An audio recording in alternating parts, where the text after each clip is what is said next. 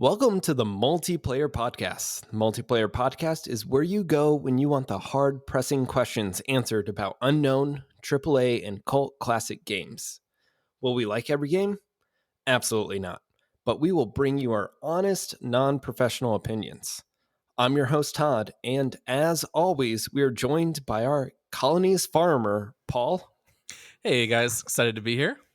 And the sharpshooter himself, Josh. Pew pew! What's up, people? This week we are talking about Rimworld. Rimworld is a base building, sim fighting, raid resisting game. But before we get too far into the details, how's my favorite colony doing? Doing awesome. Excited That's to talk about this game. Yeah, doing good. Now that the podcast has been out a couple weeks here, getting some good feedback. Feeling pretty good about it. Yeah, it's been awesome, man. So for everybody out there that's listening right now, we are super pumped to have you guys with us. We've gotten a ton of really, really positive feedback on things. People just kind of reaching out to us. The reviews have been great. And, I know all three of us are super excited. And we just honestly really want to say thank you guys for tuning in. Thanks for the feedback we've been getting. I know we're going to keep working really hard to bring you guys the best podcast we can. Yeah, I mean it's official. There's dozens of you now. Baker's dozens. Baker's dozens, Todd. There's at least 3. All of our moms. My mom has been listening on so many different devices. No, it's been awesome though, man. I know we're all really thankful for it. Yeah, and if you guys want to reach out to us, we do have a Twitter at Multiplayer Pod. So we'd love to know what you love about the show, what you don't love about the show, what are games that you guys want to hear about, or just to say hey. All right, so what have you guys been doing this week? What games have you guys been playing? Call of Duty Warzone, baby. This is another game. Like, I mean, I know there was some news about it, but it just kind of dropped all of a sudden again, and we were like, hey, let's give it a try. And man, I've been pretty pumped about it. I've been having a blast, and I am not a big Call of Duty guy. I was more of a Battlefield guy, so I have not played a ton of the Call of Duty games. I know that's shocking to some, but man, I've just, free time. It's like, hey, let's hop into Warzone and let's get in a few matches. I'm a little bitter that we haven't won yet. We've gotten close. Second and third. Top 10 a few times. Yeah, Paul and I actually had a third place finish earlier today as just 2. Our squad mate disconnected, he crashed early on, and then it was just me and Paul, and we wound up making it to the final 3. Yeah, it's been a really fun game. I mean, there's so many battle royales on the market, but I think this one definitely brings some new things to the table. Like, for instance, if you get eliminated in the normal game, you get dragged out like a prisoner of war and thrown into the gulag, and then you have to fight gulag, however you pronounce it. Gulag. Whatever. I don't even know what language it is. All right, gulag? No, gulag. It's the G. Goo. G. Goo. It's a beat. Goo. Like no, ball. It's 1,000% a G. Okay, it is not the gulag. It's the gulag. Dude, it legitimately is the gulag. No, I'm not messing with you. It's the gulag. Okay. Well, I'll prove you wrong later. So when you get shot and eliminated in the normal game, you get dragged to the gulag and you get to fight another random player who got eliminated, and whoever wins the 1v1 match gets to parachute back into the game. So it's almost like a double elimination process. I think that's a lot of fun. I love that aspect, man. My pulse goes through the roof as soon as your fight is up, because it's just you and one other guy, and there's a lot on the line. So I love it. I think it's a great mechanic. Well, and there's the strategy of, do I run to the left? Do I run to the right? Do I try and capture the zone? Do I just stand back and wait for my grenade?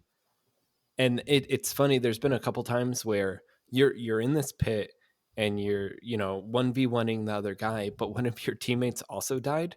So he's like, oh, he's running to the right. He's running to the right. So then you have an unfair advantage because where he's running to because your teammate is on the like observation deck. Yeah. Yeah. By the way, I looked it up, and it's definitely Gulag with a G, just like I said. So Yeah. there you go, Josh. Yeah. Sorry for doubting you there, Paul. Yeah, it's been a lot of fun. I really enjoy the pacing of the game, the fact that they give you these little missions in between your fights with other squads. So like one of the biggest complaints people always have is you just run around and loot for 10 minutes in between fights. And here you actually get to pick up some quests, and if you complete them, then you get to earn money. You can spend money to buy more equipment or to buy more ammo, and I feel like they really added some really neat little twists to the battle royale games that I think we've all really appreciated. Yeah, the pacing's really cool. I kind of equate it as a good mixture of like PUBG and Apex. I mean, it's definitely not as fast paced as Apex, but I feel like there's fairly consistent action, which is really enjoyable. But I do love the fact that if you die, number one, you get your shot at the gulag to come back, and then after that, your buddies can res you at these little like buy stations for cash too. So even if you're out, you're not really out until your whole squad is completely wiped out, which I think really lends itself well to a battle royale, because if you die early, you're not just sitting there watching your friends play for the next like 10-15 minutes. Like it might be 5 minutes and then you're back in the game if they can get enough cash to bring you back. Right. And like talking a little bit more about the missions like Paul was doing or Paul talked about, there's like manhunter missions. So like part of the game mechanic is it will show you where someone is on the map, and like you just sprint to them and you get like a huge cash reward if you kill that person, which is just such a funny mechanic because sometimes you're the one being hunted.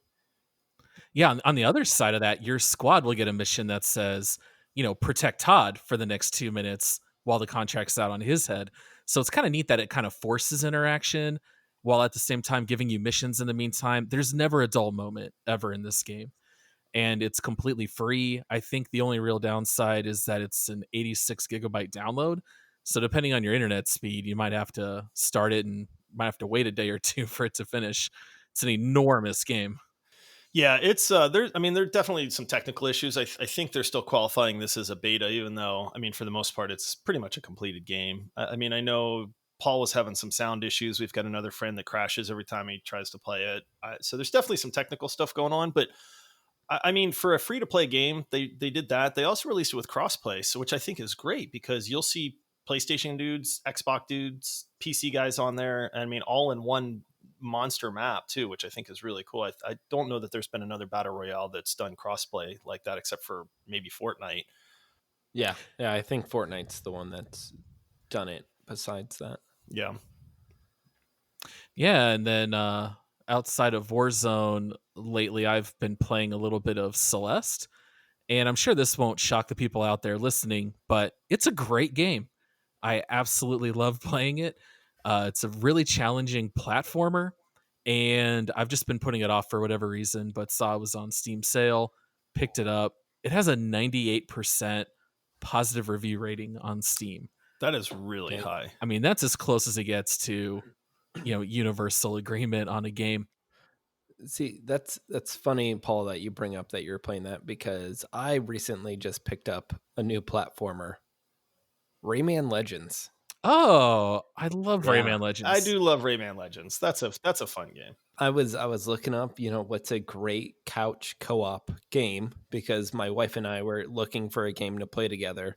We found Rayman Legends and it's been awesome. We've just been cranking through levels and it's so fun. We just played a level that was like the whole level was timed with a song. Yeah. And it was so great. It was just so much fun. There's several of those. You end up doing like 5 or 6 of them, and those are by far the best missions. Yeah, they're funny. Like that mechanic was just so funny because it came out of nowhere. It was the first time I experienced it because I've never played Rayman Legends before. So it was just like a breath of fresh air. Yeah, it's really fun. Unlocking the new characters, the music levels are super fun. That's a great one to play with a spouse or, any couch co-op situation. I think my kids have bought it on Switch, PS4, and PC. Like they'll buy it and then they'll trade it in, and then they end up missing it. They'll buy it again. Yeah, that's a great game.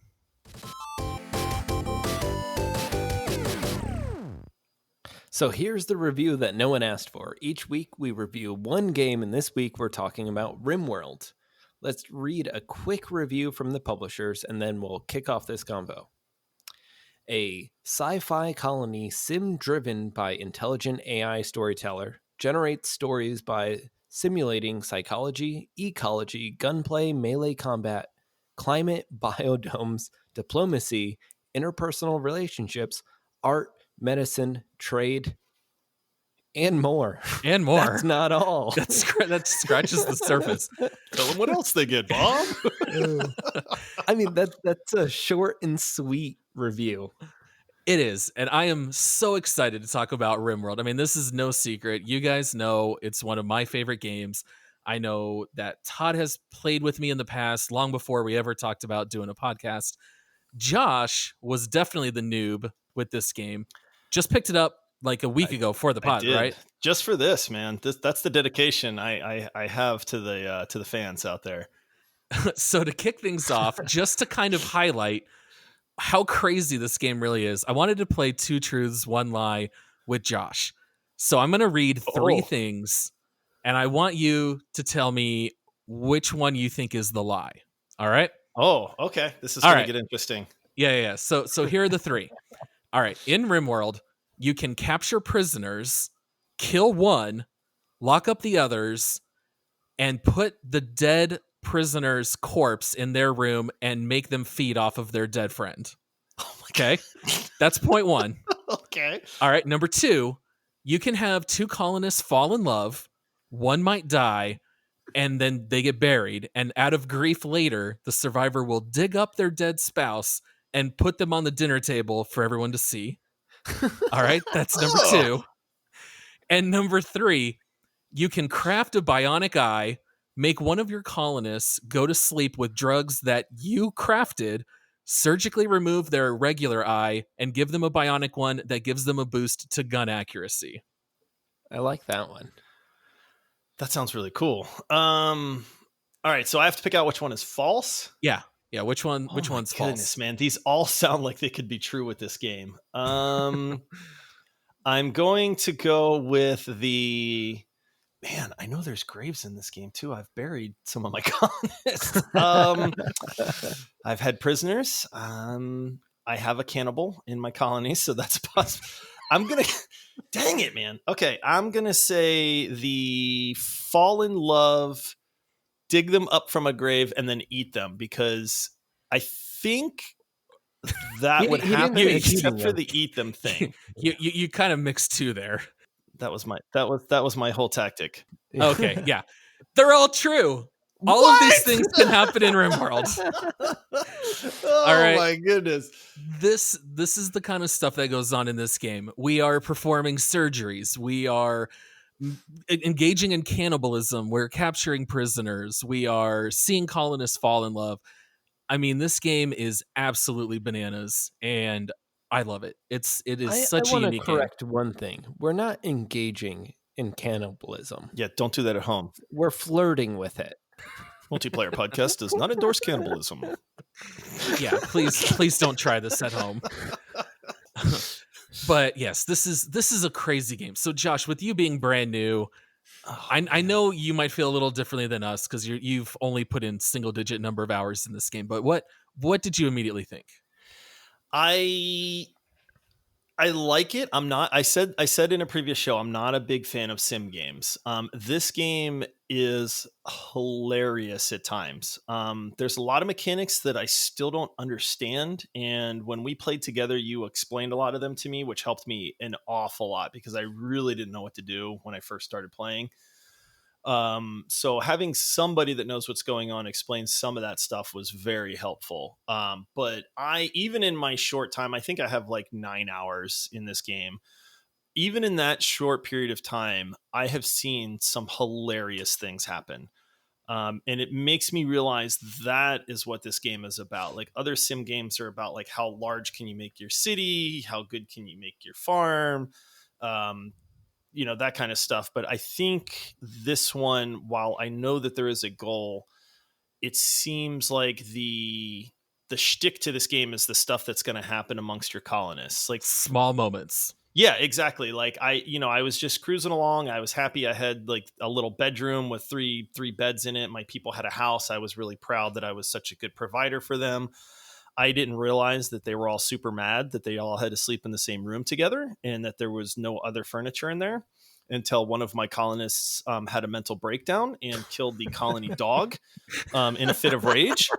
And then, I had no idea. And then I was like, why is this guy going crazy? And then he kills the colony dog. And then I was like, what the heck? And then the other colonists are mad at him. And I didn't know how to get rid of the dog's body, man. It's just sitting there. Yeah, it was sitting there. And then their other colonists are getting mad because they keep seeing that, upset that they had to walk by a corpse over and over. And then they start deteriorating. And I'm like, I don't know what to do at this point. So, yes, like I feel like with simulation games, a lot of people's reference is probably The Sims. And in The Sims, you have these meters of like hunger, sleep, social, common things like that. But in Rimworld, you get these needs that are bananas. Like, I saw my best friend die, -10 to my mood. yeah, what do Or you my do room about is that? ugly. Yeah. Like, this game has such weird, measures for how your colonists feel and act. which are just so personal to each colonist because each of them have a very in-depth stat chart and backstories to their characters. So you'll have a character where it'll go into their backstory and it's like, they used to be a farmer ages ago, but now for whatever reason, they hate farming. And so like they just won't farm anymore. And like you just have to deal with that, and they like that character literally won't plant crops, and then the rest of your colony has to, like, especially if you're at the beginning and you only have 3 characters, one of your characters won't do a very important thing, whether that's farming or building or cutting wood, and then you're just stuck with it. Yeah, I mean, some of these background stories are quite funny, and they also come with these various traits. So, like Todd had mentioned, like one of the ones that you might see is that they were a prior mafia boss before crash landing on this planet, and they will refuse to cook or clean because they've always been in charge. Or it might be someone who is a veterinarian and they get a bonus to caring for animals and serving as a doctor. And you start to mix these different traits together, and the characters will interact as if they were from those backgrounds. So the characters might clash, or they might start a close friendship, or they might fall in love and they can get married, and one might propose to the other and they get turned down, and then they go into a depression. I mean, these characters all interact in such funny ways, and even some of the traits are just hilarious. Like, one of them is nudist. Like, have you guys ever had a nudist in your colony? Yes. I had I a have prisoner not. that was a nudist. Like, they actively get angry at you if they're wearing clothes. Even in the middle of winter, they don't want to wear clothes. And so you have to like work your way to make this work where they're not wearing any armor or clothes, but they still need protection from the elements. So you might have to give them all work that's inside. And there might be other people who get offended every time someone walks by without clothes on. And so you have just some hilarious interactions with colonists. Josh, I know you had, because when you picked your first colonists, I remember hearing you talk about it, and you're like, this guy's a pyromaniac? Yeah. Like there's so many different traits in this game, and there is a character like I don't know if it's a creation process, but basically you have to pick 3 colonists when you start the game, and you have like 7 to choose from, and then you can re-roll their stats. Because certain ones will be good at cooking and some will be good at melee or shooting or planting and things like that. So you're sitting there re-rolling over and over trying to get some decent stats, but it's all balanced out where if you get somebody that's got really good stats, they have a lot of crazy characteristics too, like being a pyromaniac. And it's really neat because the game does a great job of explaining each trait. So it's like if you hover over pyromaniac, they're like, this person will randomly start fires in the base. Oh, and they refuse to fight fires, which do break out. cannibalism is one of them. There's some people that, like, there's some colonists that, like you said, will refuse to do menial labor, so they won't haul things or cook or clean or any of that stuff. But the trait system's incredible. I mean, the game even says, don't try to roll like the perfect colonist. Like, part of this game is the traits that the colonists have and how they're going to interact with each other. And in fact, if you go with some of these crazy traits, you'll actually enjoy the game more than if you're trying to get like the perfect combination of who's good at construction and who's good at mining and that kind of thing. So they actually just kind of warn you up front and say, hey, just roll with it. Right. So like the overall goal of this game, because you started touching it on it, Josh, you have these 3 colonists who crash land on a planet, and they don't really tell you what your goal is in the beginning. It's just to kind of survive and start building and crafting things. And then after you play the game, I don't know, maybe like an hour or so, it'll pop up and say, you received a message that there is a hidden spaceship on this part of the map. And if you reach it, then you can probably escape the planet. And so the game just kind of drops you in there, and that's like the goal.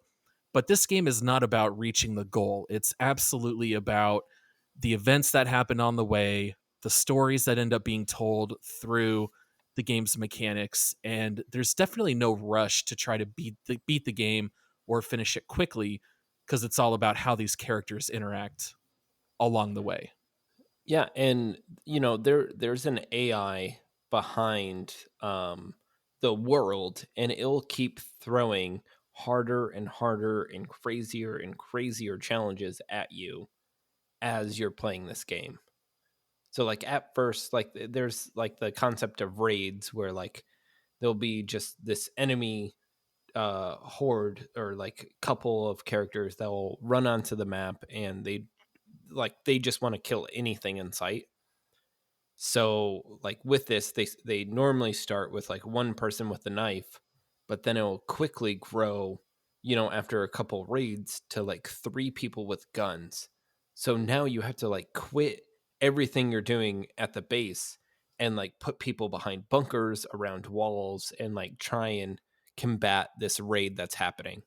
And I actually had this funny moment where it was pretty early on in the game, and it wasn't a raid, but one of my guys was shooting at llamas, at a herd of llamas. Like you do. And then yeah, like you do, you're Yeah. hunting. And then the llamas just freaked out, and there was 5 of them, and they attacked the one guy and killed him. Well, that was one of my guys with guns who's now like paralyzed on the ground. And then the herd of llamas just started running toward my base and took out another guy. But then the third guy finally took out the horde of llamas. So now I have 2 guys who are down, who like I put in medical beds. And then all of a sudden, the game just throws a raid at me where now like it's 1v1 and the other guy has a club, but of course the only alive person isn't a great shot, so then he ends up dying anyways because of like the raid that just happened after the herd of llamas went crazy. Yeah, and that's exactly where these stories get built. So this is not a game where you play like Red Dead Redemption 2 and there's this whole story about following Dutch and you just gotta earn this money and you're trying to survive as an outlaw. Like there's no real guided story or even really any quests. They do throw some quests at you, but they're not really essential to the story. But the AI will just throw out these random events. And if you pay attention to the game and you read the logs and you watch what's happening, it does build stories that are just randomly created through the random AI events. So like I can give you guys an exact example of this. So, Rimworld, and we'll talk about it a little bit later, it's technically a 1-player game, but there are mods to make it multiplayer. So I've been playing a single player on my own apart from playing with you guys. And so in my game, I've got a colonist named Jane, and she's, just a normal colonist. And then all of a sudden, out of nowhere, I get a message that someone escaped as a prisoner from a nearby colony. And if I will help him, he'll join my colony. So I go and I check them out. I pause the game because you can do that. You can kind of analyze the battlefield, figure out what you want to do, and then unpause. So I click on this guy. It says his name is Key, and he's Jane's husband. So, like, they had been separated. They crash landed. He got captured, right, by this other aggressive colony, but now he's escaped and he's right here. It's like, I can rescue him, right? So I end up sending my guys. They go, they kill the guys who were following Key. I rescue Key. I put him in a medical bed. Well, guess who my colony's doctor is? It's Jane. All right. So now Jane's running around. She's treating his stab wounds and his gun wounds. And then it hits nighttime and she goes to her bed and I click on her and it says that she's upset that she can't share a bed with her husband Key because he's, down the hall recovering from his wounds. All right. So Jane keeps, every time she wakes up, she visits him. She's bringing him food. She's tending to his wounds. And you can click and you can see like the things that they're talking about. So it says that they were reminiscing about their childhood loves. Jane is telling him jokes about sports. And so now I'm like emotionally invested for Key to survive so that he can get back with his poor wife, Jane. But like, so that's like this minor thing that's totally random where this game has, a couple hundred colonists and a lot of them are assigned with relationships. So they might be related and it's not always nice. Sometimes it's an ex-spouse and they'll say, I don't want to live with that person. And if you go and rescue them, now they're going to be at odds. So it's interesting that just through random storytelling and through these random relationships, you do end up emotionally invested in these characters. And I think it's just incredibly fun. And you definitely end up with these crazy stories in hindsight with playing this type of game. Yeah, what I've noticed in my short time is colonists are your greatest resource. You start the game with 3 of them, and you get to generate, their traits and things like that randomly. But if you can somehow rescue another colonist or, save them from a raid and nurse them back to health, then they'll join your colony. And the more colonists you have, the more you can kind of accomplish. Like they're definitely the primary resource that you want in the game, but there's an awful lot of work that goes into that. And if you lose one, it gets hard really, really fast. Like the guy that went crazy and killed my colony dog, like we had to lock him up. Like he was not part of the colony anymore, So it's like, not only did I lose a member that was able to do certain things, like I had to dedicate a prison room for him and feed him because he was a prisoner and things like that. And like slowly try to like get him back into the colony over time. But then that takes, another colonist like paying attention to him to do that. So it's definitely very, very important to try to cater to your colonists. Like that to me, I mean, I know the game has an overall objective, but like your interaction with the colonists and how you try to keep them alive and keep them moving seems to be like the actual point of the game. So if you capture prisoners, you can try to recruit them to your colony, but that's not the only thing you can do. Like, Todd, do you know what else you can do with these prisoners? Survey says harvest organs, Paul. You can harvest their organs, and then what do you do with the organs? You can sell them. You can sell them on the black market. Like what games let you do this? It's so wild. So you can capture a prisoner. You can I just learned something new, guys. Yeah, I was gonna say I don't even think Josh knew. It's been very hard for me to not tell Josh things you can do in this game. You can put them under anesthesia, and if you have a doctor who's a high enough skill, they're a surgeon. So you can administer anesthesia, put them under. You can harvest eyes. You can harvest their heart. You can harvest their liver. You can harvest one kidney or one lung or one eye. So it's like you can do certain surgeries. Like if another character gets shot in the kidney and they need a new one, then you can pull one out of your other colonists and transplant it in them and they can both live. So you can be like a benevolent surgeon. Or, you know what? If you have a character who needs a new heart and you have that new prisoner, guess what? Put them under, harvest their heart, pop it in your colonist. Or if you don't need a heart, sell it on the black market. When a trader comes, see if they want to buy it. You can also turn prisoners into slaves. And I didn't know that. Yeah, and I don't necessarily recommend it, but you can actually... Multiplayer podcast does not endorse slavery. We do not endorse slavery at all. But in Rimworld, it is an option that you can sell them as slaves, or you might have slave traders visit you and ask, do you want to purchase a slave? I have this 80-year-old man who's incapable of dumb labor, but you can still buy him if you want. So, and what's interesting is that your other characters will react to that. So if you have someone who has like an attribute of kind, then they will really start to fall out of love with your colony and maybe consider leaving if you start harvesting organs or start engaging in slave trading. But if you have a character who's a psychopath, which by the way is an actual attribute in this game, Yeah. they don't care. They're all for it. So, you know, there's a lot of little things in this game that you don't necessarily know in the beginning, and the game does not ever teach it to you. Like, I remember when I started playing Rimworld, because, you know, you can build walls and doors, and you can build a stove, and for sources of power, you build like wind turbines or a wood furnace, but they don't actually teach you a lot of the things you can do. And I started watching videos on YouTube, and I realized that there is so much more you can do in this game. You can build a room, pop in a couple of AC units, drop the temperature all the way below 0 Celsius, and now you can store your food in a freezer and it never goes bad. Because if you leave your food outside, it deteriorates and it rots and it's no good. And so just learning little parts of the game by watching YouTube really go a long way to learning how you can actually play this game in an effective way. I'll say that as a noob to the game, I am definitely struggling with some of the mechanics and the things that you can do. The game, one of my complaints of this game is that it does not do a very good job of teaching you all of the different systems. Like, number one, had no idea you could harvest organs. You know, that sounds really cool, and now I want to try it. But had no clue you could do that. And I mean, like I said, I'm about 9 hours in.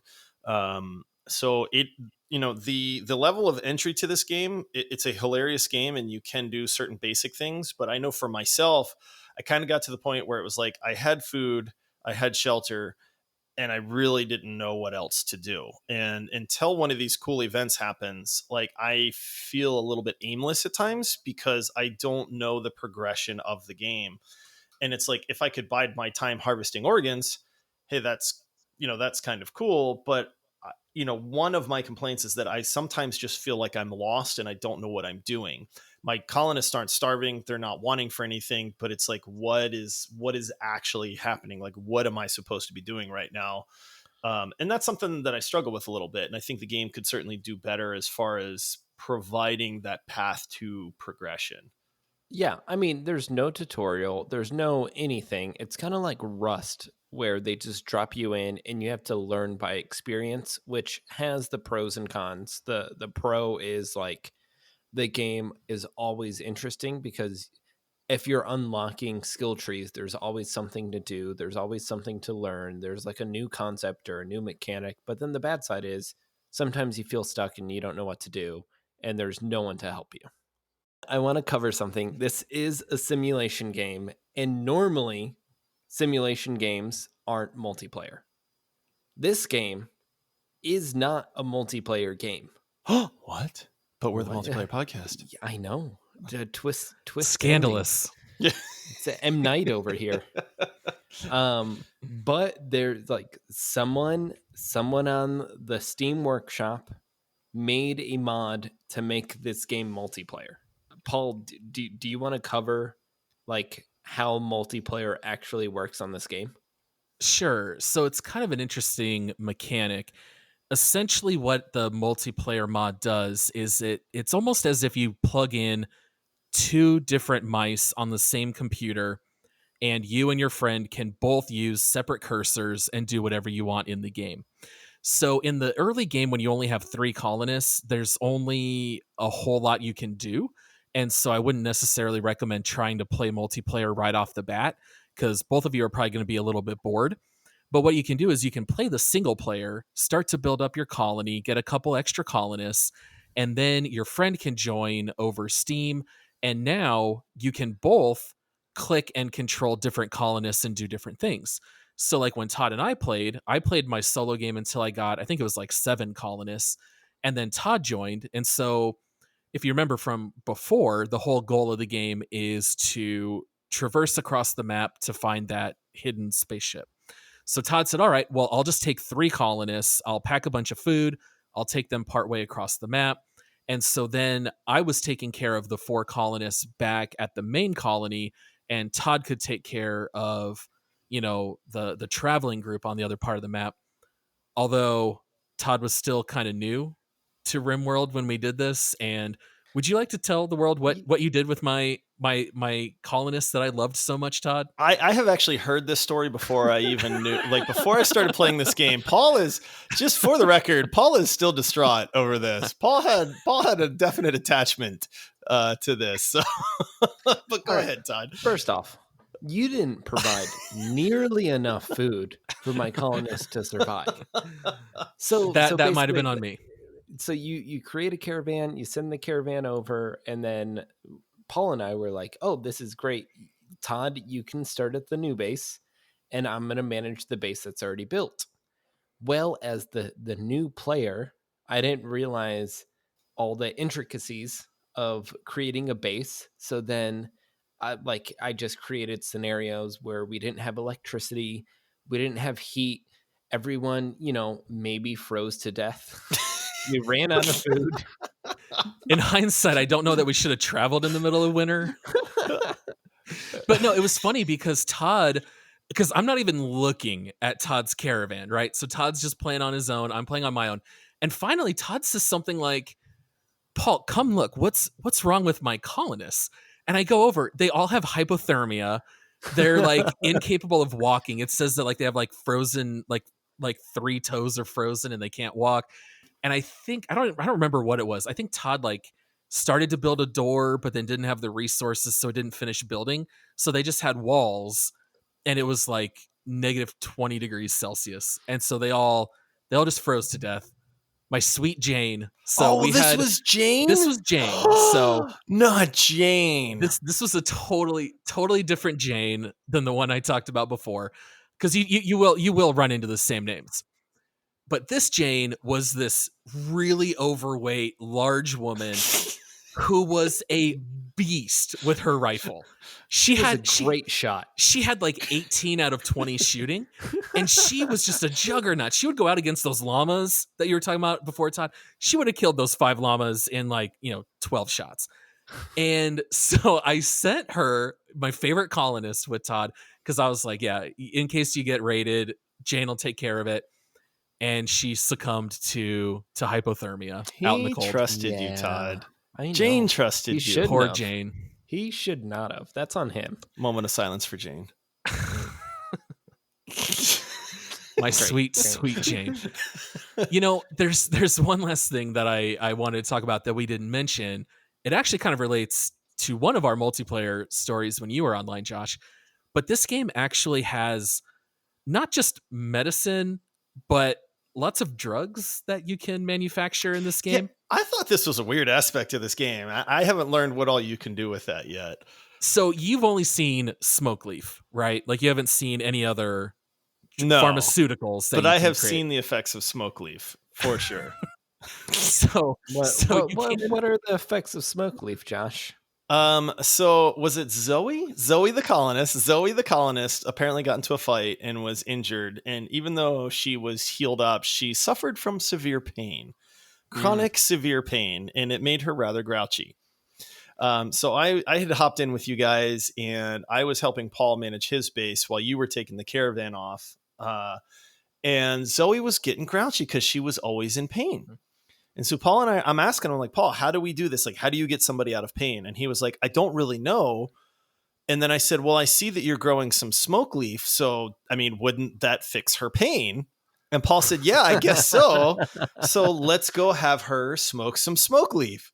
Wait, multiplayer podcast does not endorse smoke leaf. And to clarify, I was playing dumb with Josh so he could discover these elements. Yes. I was very proud. Josh recognized maybe this is how you treat pain. So, yeah. So we enable Zoe to go and smoke some smoke leaf to see if this fixes her pain level. Well, lo and behold, Zoe goes and she partakes of the smoke leaf and her pain level just disappears. And I'm like, dude, we did it. Like, she's super happy now. And then it says Zoe is sleepy. So Zoe no, actually it said Zoe is hungry. So Yep. Zoe goes and raids Shocker. the kitchen. She eats way too many like rations in the kitchen, and then she goes to her bed and she passes out. Right? And then Paul, what happens from here? So in the middle of the night, one of the random events that can happen is called ZZZTT ... And that's where if you have batteries, they like short circuit, and somewhere along the wire line, it'll create a fire. Well, lo and behold, it was in the middle of Zoe's room while she's passed out on smoke leaf. So now she's got this huge fire going on in her room, and all the other colonists are running in and out fighting this fire, and Zoe never once wakes up.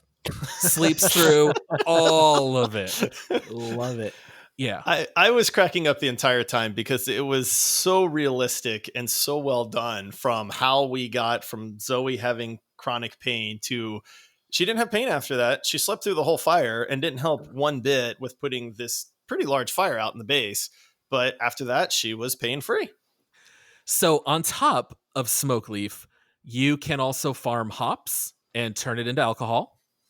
You can also develop, and I'm not going to comment further on these, I'll just let them dangle. You can create flake, yayo, wake up juice. All right, maybe I'll comment a little. If you give someone wake up juice, let's just say it lets them work very fast and very hard, but they will develop addictions if they partake too much with these pharmaceuticals. So if they develop a reliance on it, if they don't take it daily, they'll start to go through withdrawal, and they can actually die in some cases. So some characters will also have a trait of chemical fascination, and even if they're not allowed to normally partake of those substances, they'll actually break in and go take them because they have a chemical fascination. Oh, man. All right. So we kind of covered some of our funny stories and what we think about the game and all of that. What does the community think about this game? Paul, as the community manager. That's Yep. the title I just threw on you. Congrats, Paul. Congratulations. Thank you. Does it come with a pay raise? Yeah, you make double your salary now, which is Okay. still zero. Great. Yeah. What's 2 times 0? All right. So one of the problems with pulling these reviews is that everyone wants to share their very long stories. As you can tell, I'm one of them. So half of these reviews on Steam are like 5,000 words. Like, there are literally enormous reviews. So I try to keep these short. One of the ones I really enjoyed says, gets repetitive eventually. I doubt you'll get more than a couple of thousand hours out of it. And when you look at these reviews, all of them are like 3,000 hours plus. I mean, if you play this game, I think you either don't like it right off the bat, or maybe you don't give it enough time to understand how the game works. But once you get sucked in, you sink a lot of time into this game. So I did enjoy that. Another one here, this one's a little bit longer. I still get misty when I remember my pet raccoon, Willie. Willie had already lost all 4 legs defending me from prior attacks by bandit raiders. We came under attack again, and the raiders made it inside our base, and a bandit cornered me in my bedroom. I was finished for sure. Willie wriggled on his belly across the floor and bit the ankle of the bandit, who began shooting at Willie, giving me time to charge the bandit and take him down. But Willie had been shot. No, Willie. Poor Willie. Willie saved my life, but he was critically injured and dying. We rushed Willie to the medical bay and managed to stabilize him. Not only would Willie live, but while in surgery, the doctor was able to attach 4 wooden peg legs. When Willie was awake and healed, he was able to scamper across the potato fields on his new wooden legs, hero and protector of our village. Yay, Willie. Exactly. These are the stories you get. Yeah. And that's one of the things, is that this game is so randomized, you will never experience the same thing as another person. And every playthrough you do, every game is different. And that's why you keep playing. Even when characters die, even if Willie died, don't go reload an old save and try to save Willie. Just keep playing. Let the game do what it does. I think that's where it shines. Okay, so this last review is probably my favorite one.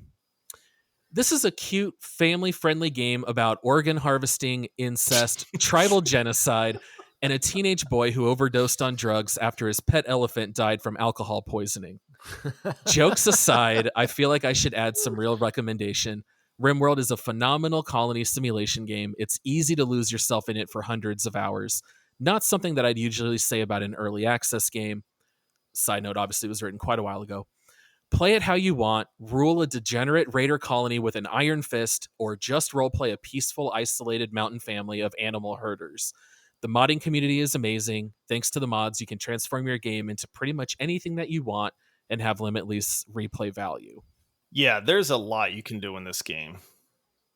Yeah, and I think the modding community call out is great, because even with us playing it, like we said it earlier, but the multiplayer aspect is a mod on the game, and that's like a huge like mod to put on a game to enable like multiplayer and like hosting and being able to like have players sign in and do all of that. Like that's a giant mod, and that's one of hundreds. So there's just a limitless like possibilities in that. Like if you thought The Sims had a lot with like The Sims Wizard School University Edition, like that has nothing to do like, or that doesn't hold a candle to like the amount of mods and like DLCs and all of that Rimworld can have. Yeah, and I wouldn't necessarily recommend using every mod. I mean, there are mods where you can choose the traits of your colonists and choose all their stats. I wouldn't do anything like that. I actually don't use any mods outside of the multiplayer one. I love the vanilla game as is. If I ever get bored of it, I'll start, looking into some of the other mods. So if you do get bored, there's a lot to do. All right, so taking a look at the reviews here on Steam, what percentage do you guys think are positive? Who's the champ? Oh, we're all tied. We're all tied. Oh, that's because you suckers both took the. I'm still upset about that. I'm going first. No, actually, I'm going last. Okay, I'm gonna go 93. 93. All right, it's very close to what I wrote down. I wrote down 92%. Oh, I feel like a lot. This game is. I'm not even a simulation fan, but this game is just so entertaining and so well done that I'm gonna outbid you guys by $1 and say 94. Wow, I can't believe it. I thought for sure Josh was going to say 91. This game, 98%. Really? The community loves Rimworld. The champion's back, baby. Josh wins. Geez. Yes. Right where I belong. People love this game. Yeah, it's like I said, not always my cup of tea, but there is a lot of fun to be had in this game. There is a lot of very cool experiences with it. There is a sharp learning curve. There is some moments where I go, what the heck am I supposed to do? I feel a little lost, but overall, I mean, I get why this game is so highly regarded, for sure. All right, Josh, as the winner, this is for you. Ooh. Love it when you kick us off and tell us sweet sound. what this next segment is. This is Make Love, Marry, or Murder, where we tell you how we would rate this game in our childish ways. As a side note, you can actually make love, marry, and murder in Rimworld, and you cannot say that about any of the other games we've played. You can. That's pretty awesome, man. All right, so I'm up. Yeah, you're up. Okay. Go. This might surprise you guys. I am going to murder this game because I don't like simulation games. Really? So, you're the 2%. Only 2% don't like it. This is like I said, this is not taking anything away from this game at all. It's just like this is a game that it is fun to play, but when given all of the other types of games that I really love to play, I'm gonna play a different game instead. Like that's 100%. That's me. It's not this game. Like I said, this game is amazing. There's some really, really funny, cool, memorable moments to it. I think there is 98% of people out there that will love this game and be like, man, how can you say that? this is it's me, it's not them, but I got to murder it because it's not something that I would find myself playing willfully long term. Yeah, I mean that's fair. You're entitled to your own opinion. I'm gonna go with Mary because I love this game. But for a multiplayer game, like that's a lukewarm Mary. Like single player, absolutely. I feel like multiplayer, it gets hard, it gets complicated. Paul gets upset at you for killing all of his villagers or colonists. You could just not murder them in the cold, but All you right. know. But yeah, it's part of the story, Paul. By the way, how long ago did that happen? That was like a year ago. Yeah, that was a long time ago, and you're still upset about it, Paul. Still upset. But yeah, I'm a strong Mary on this one. So for me, I would say that I would give my final rose to Rimworld. Wow, no comments. I know we know you love The Bachelor. You know I love The Bachelor. You do. There we go. That's what I was expecting. I'm giving my final rose to Rimworld. I'm proposing to it. I'm getting married to Rimworld. Absolutely. Rimworld surprises me every day. It challenges me in all the best ways. I will have to say I do agree with Todd. Strictly from a multiplayer aspect, it doesn't lend itself the best to multiplayer functionality until you have a lot of colonists. And then I think it can be a lot of fun with multiplayer, because when you play this game, you experience so much. And I think that it is more fun when you experience it with another person. Otherwise, you're just telling them about your game, and it's not going to land as much as if you shared it. So I do think it can be a lot of fun with multiplayer, but I definitely choose to marry it. All right. And with the game price of $34.99, is it worth $34.99? All right. So I know I murdered this game, but I'm going to say this. It is, I think if simulation games are your cup of tea, then yes, I think you're going to be one of these people that get hundreds upon hundreds of hours out of this game. So I do think it's worth the price. It's a very well done game. It runs very well. I think you're going to get your money's worth out of it. It provided that this is your genre of video game, then I think it is definitely worth the buy. Yeah, I totally agree. It still has support from the developers. They just released a major patch, and this game has already been out for quite a while. So for $34.99, I definitely think it's worth it. It's worth it for the ongoing mods. You can squeeze a lot of time out of this game.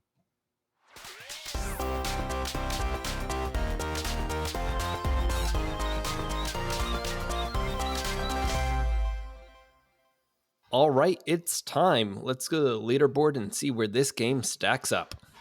Apex is number 1. Rocket League is number 2. 3 is Rust, 4 GTFO, and 5 Sea of Thieves. All right, guys, Rimworld. Ooh. On the multiplayer podcast leaderboard. Is it going to make top 5? Is this going to be the first game that falls out of the top 5, or will it knock Sea of Thieves down? Over my dead body, this game is bad. This game is not worse than Sea of Thieves. Paul's over my harvested kidneys. Yes, over my harvest. No, I'm not going to argue for top 1 or 2 spots. I think it probably belongs 4 in terms of a multiplayer game.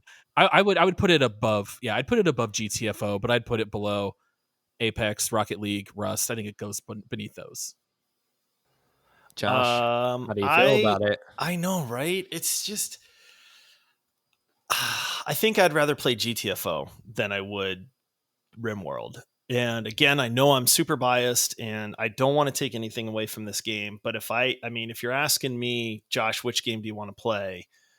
I want to play Rimworld more than I want to play Sea of Thieves. But I think I want to play it less than I want to play GTFO. So that's where I would rank it.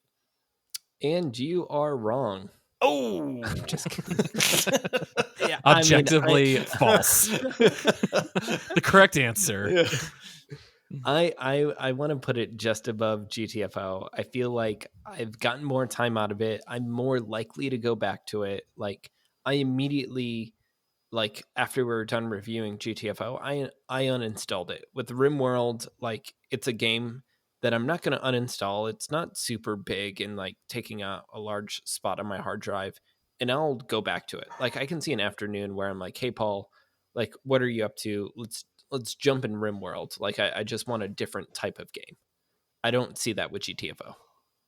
I second that motion. Put it forth. So number 4? All right. Number 4. Number 4 it is. Boom. All right. I can't Well, wait to that knock wraps- that down. Well, that wraps up the leaderboard segment for our show today. If you want to view all of our rankings, you can find them on our site at multiplayerpodcast.com. It was fun hanging out and talking over Rimworld this week. And honestly, we're super excited to be doing this podcast. And thank you to everyone listening. This is only episode 6, and we've received a ton of support from the community so far. So thank you. And if you're interested in more multiplayer podcast content, don't forget to subscribe on your podcasting app. If you're listening to us on Apple Podcast and want to help out, leave us a 5-star review. That actually does really help out a ton, and we would really appreciate it. As we said at the beginning of the show, we are on Twitter and Instagram. Just search for Multiplayer Podcast. Next week, we're going to take a look at Halo.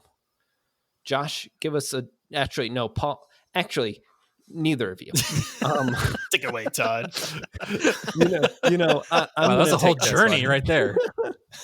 Halo Master Chief Collection is everything you would expect. It's Halo. Like, it's Halo. It's a first-person shooter. It includes 6 Halo games. 2 of them are on PC, and that's what we will cover. There's multiplayer, and spoiler, it's my favorite game. That being said, see you guys next week. See you, everybody. Protect your kidneys. Watch out. Watch out for those renegade surgeons. Cannibals.